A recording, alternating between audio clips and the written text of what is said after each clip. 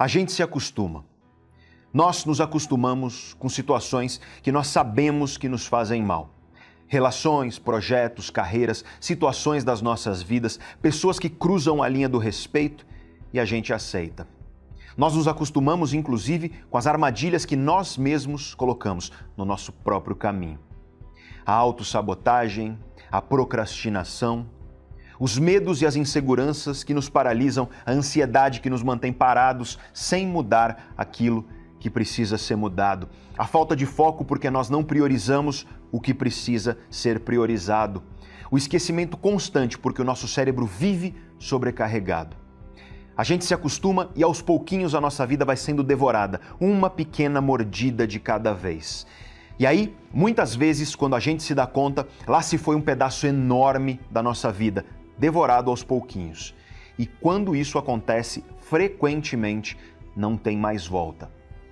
Esse pedaço da nossa vida já se foi e agora nós temos que aprender a conviver com a cicatriz deixada pela ausência dele. A gente se acostuma, mas não deveria, porque as consequências de se acostumar são muito perigosas e muito tristes. E a grande pergunta, então, que fica para nós é: por que nós nos acostumamos com as coisas que nos fazem mal? As coisas que nos deixam infelizes ou que nos impedem de conquistar a felicidade que nós tanto desejamos. Será que existe algo no funcionamento do cérebro e da mente dos seres humanos que explica isso? Quando a tua dor é real, escolher o sofrimento significa viver escravo dessa dor. E muitas vezes nós sofremos por coisas que existem quase que exclusivamente dentro da nossa mente, dentro da nossa cabeça. E para os filósofos estoicos, isso é uma questão de foco. Quem dá foco à dor, ao problema, à angústia, está escolhendo viver sofrendo. E aí eu te faço uma pergunta verdadeiramente estoica.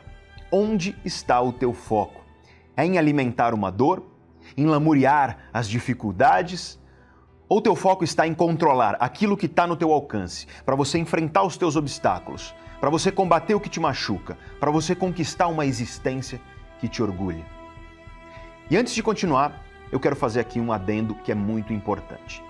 Pessoalmente, eu creio que esse pensamento não é tão aplicável assim no caso de alguém que sofre, por exemplo, com depressão.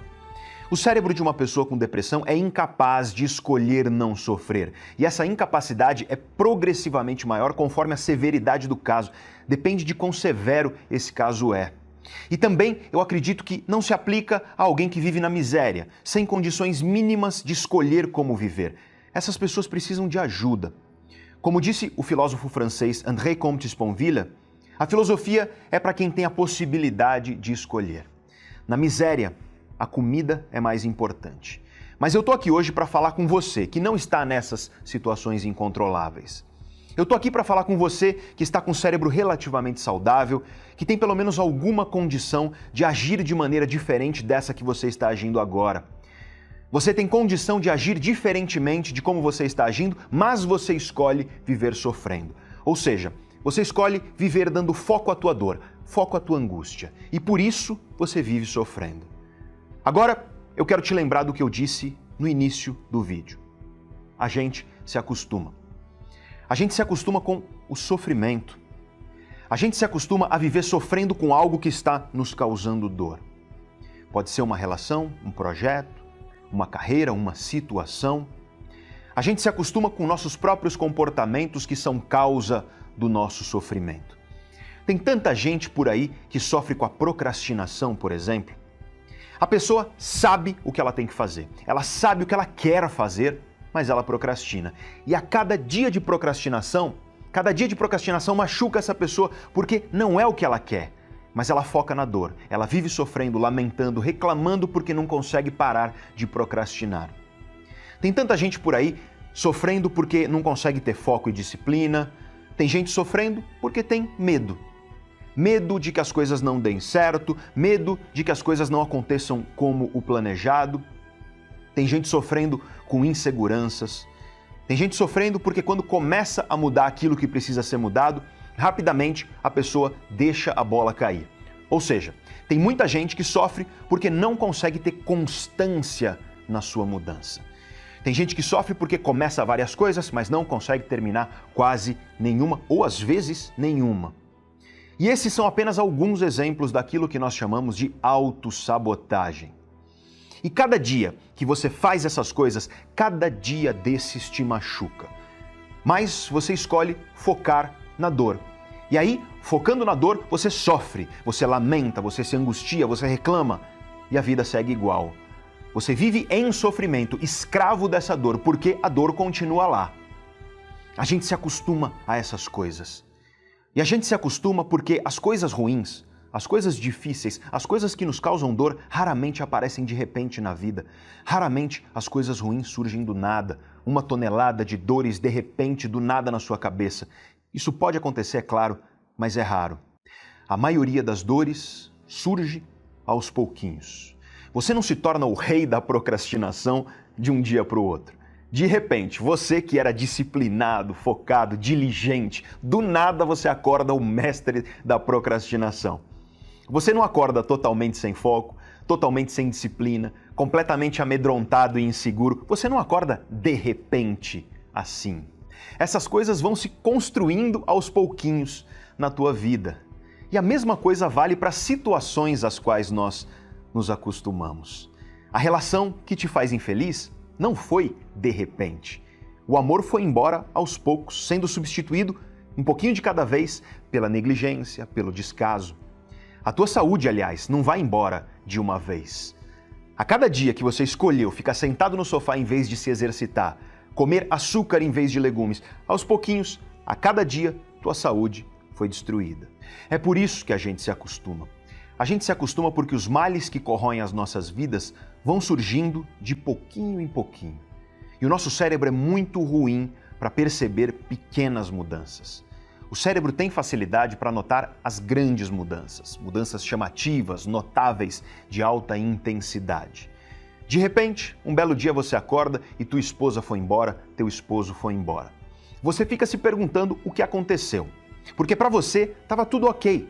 Tudo meia boca, tudo mais ou menos, mas ok. Tudo estava aparentemente ok até ontem.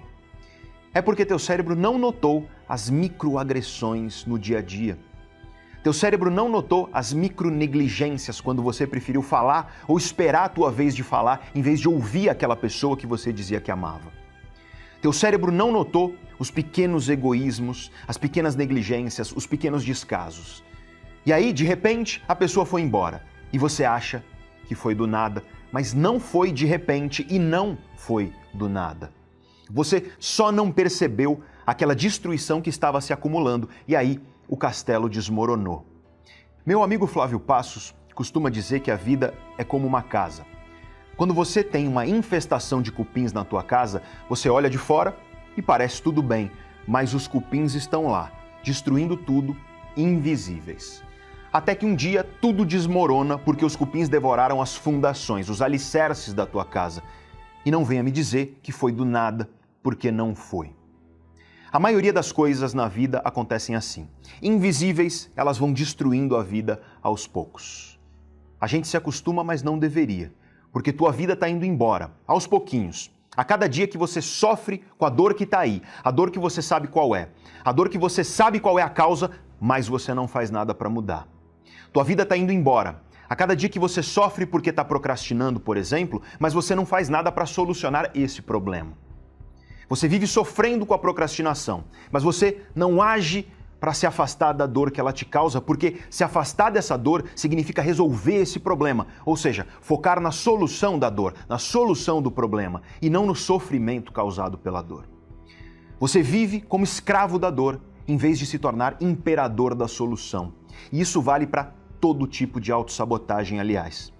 Para insegurança, medos paralisantes, aquele perfeccionismo que também pode te deixar paralisado, impulsividade, timidez, negatividade, pessimismo, falta de autocontrole, incapacidade de terminar aquilo que você começa, falta de constância nas mudanças que você quer para a tua vida. E tudo isso é, sim, uma questão de foco, mas não é apenas uma questão de foco. Isso é também uma questão de falta de conhecimento e de falta de ferramentas. Infelizmente, autoconhecimento não faz parte do currículo das escolas. Apesar de nós termos muita ciência, ciência de qualidade, conhecimento sólido sobre como funciona teu cérebro, tua mente e o teu comportamento, Infelizmente, nada ou quase nada disso é ensinado nas escolas. E aí, a maioria das pessoas, quando chega na vida adulta, desconhece a si mesma. Ou seja, as pessoas são desconhecidas de si mesmas. Elas não conhecem as engrenagens de si mesmas. Elas não conhecem como elas mesmas funcionam. E muito menos como as outras pessoas funcionam. Afinal, se você não entende quem é você, você jamais vai entender quem são os outros.